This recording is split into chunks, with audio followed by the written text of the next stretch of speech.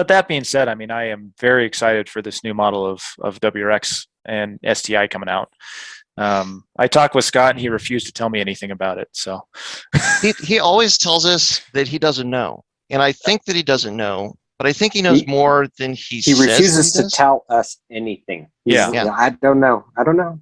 yeah. Yeah. Well, and sometimes, very rarely, do I try and flex my position. But I was talking with, again, Vermont Sports Car, because obviously they must know about it. They have to. And of course they were just teasing me when we were at New England, because Dan goes, "Oh yeah, no, it's coming. I've seen it, and maybe I've driven it, but it's coming." I went, and you can't tell me anything. Come on. Man, it is. I don't know. It's funny. Subaru is so good at keeping stuff close to the vest and not They really tipping are. any hints. Yeah. They let out that video, Mhm. the 2022 WRX teaser video, where it's literally just doing donuts in the desert. Yep. Come to find out, again, like this is something, if you stay to the end, that was Stefan Verdier that drove that car. Oh, was it really? I didn't That know was that. Stefan in that car. So it kind of slipped out, and I sent him a message like, Stefan, I have questions. And he's like, I can't tell you anything. Oh And my I was like, gosh. okay, I totally understand that. Once it's revealed, can I ask you some questions? And he's like, no, Yeah. because he said, I signed a stack of NDAs that, Yep. that was as tall as my house. I can't tell you anything. Yeah. And so I'm like, all right. He But did say he had fun in He it, did. at least. Oh, He well, said there it you was go. fun. Yeah, I mean, hey. yeah, I mean, That's a you good could start. be ripping donuts in a Toyota Tercel, and you're probably still having fun. yes. Well, and I hope that Subaru is really focused on the future. I Mhm. think there's so much potential for Subaru to, I mean, they've obviously really kind of carried a torch for rally in America for Mhm. a while. I mean, they've been pretty much the only factory-backed team for a bit. Yeah, since the mid 2000s. Yeah, so I mean, they obviously love it. They're obviously, I mean, they're putting their energies behind it for sure. Yeah. And so they're aware of what's going on out there. And I hope that they've taken their time.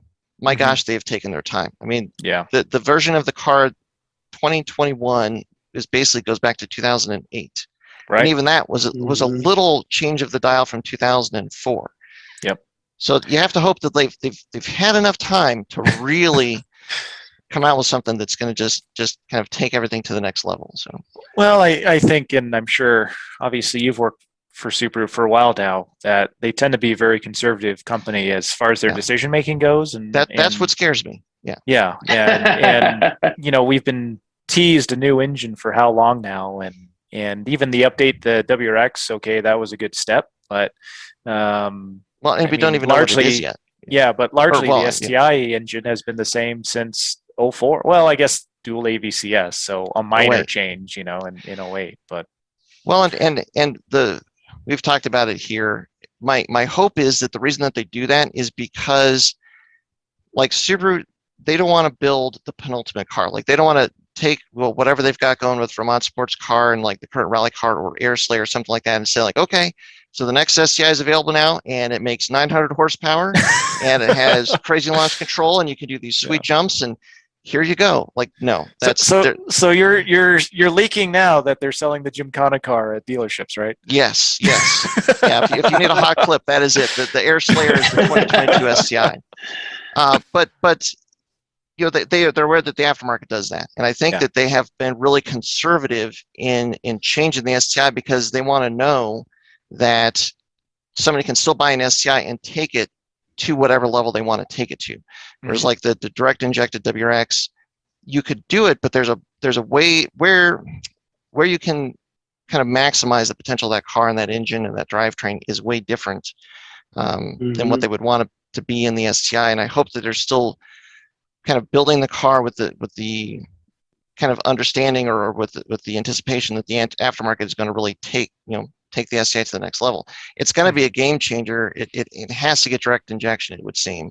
Oh yeah. And so, I mean, the hope would be that it's going to, I mean, the discussion is there'll be 395 horsepower at the flywheel from the factory, which is where it should be, which is where it needs to be. Should have been there 5 years ago. Should have been there in 2015. Yeah. Yeah. And then the other thing is dual clutch. I mean, because you Yeah, asked, DCT. it really needs a dual clutch transmission, because if you start looking at the other cars that are kind of in the ballpark of an STI, that's an option at least. And I think that they'll keep the manual because they have to, because that is a staple. But if it has a dual clutch transmission, then all of a sudden that's a car that then you could tweak it just a little bit, and it's going to be competitive with all these other cars, like a Golf R, say, that has a dual clutch transmission.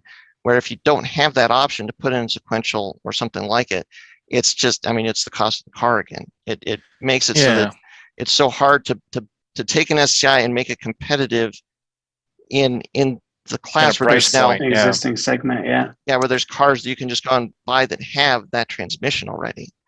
Well, I think that's the reality. Is the STI is now a mid $40,000 car, and by ending up at that price point, there's a lot more competition in that segment from, like you said, Volkswagen. Even some of the entry level Audis, and but at the same time, maybe Subaru looks at it and they see cars like the Focus RS that were, the STI killer, and it was a flash in the pan.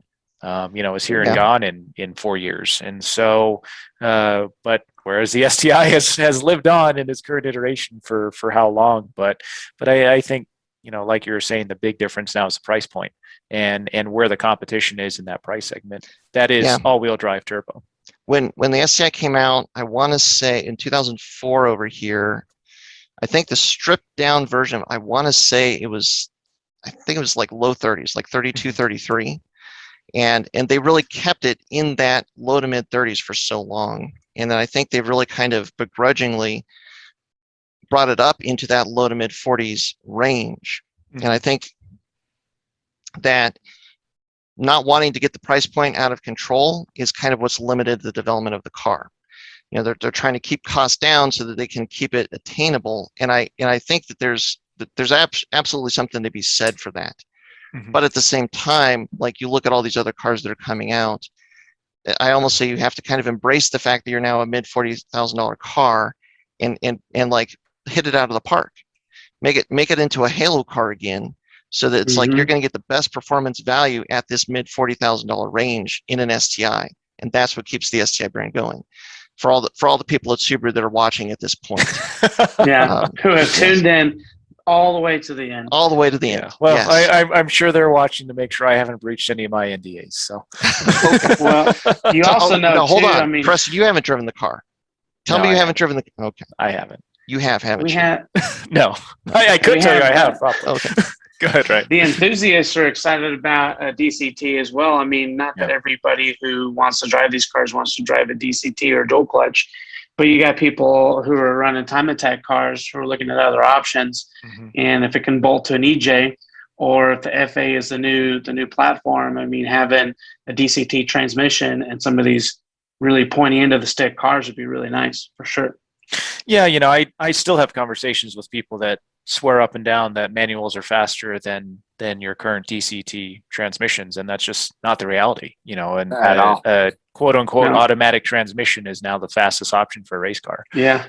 And okay, 15 years ago, you could make that argument the other way, but a human cannot shift a car in tenths of a second.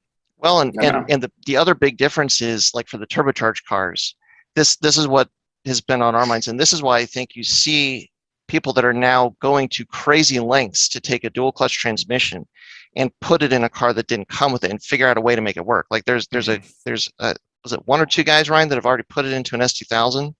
And then Devin from Professional Awesome is working on putting one in his S2000. Wow. But in a turbocharged car, it's because you're wide open throttle and you pull a lever and it shifts. The turbo's still at full chat. You're still making full boost. There's no interruption in the process of getting forced air into the engine. And on a turbocharged car, that makes a massive, massive difference, because you're not closing the throttle, releasing all of that pressure, getting back on the throttle, and having to build the pressure again. It's like, even though the shifts are faster, which they are, but then also in a turbocharged car, it just lets you keep in that power and in that power band.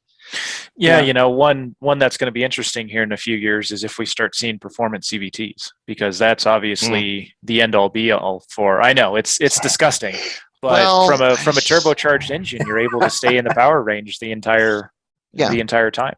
And a lot of side by sides have them, and being involved with some side by side races now, it's amazing the capability those have. And I really think part of it is whether you're crawling or whether you're flat out in a fast section, you are right in that power range that you need to be.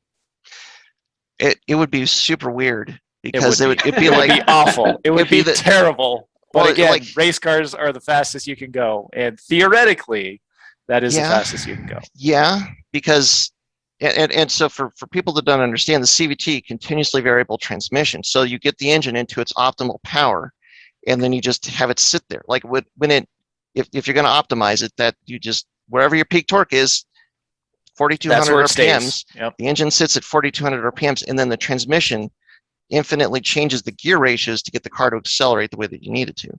Yeah. It's weird, Preston. It's just weird. Very weird. I think I'd prefer a 3-wheeled car to a CVT turbocharged car. A Trabant. Yeah. You start time trialing a Trabant. Yeah, an old Morgan or heck, a Reliant Robin.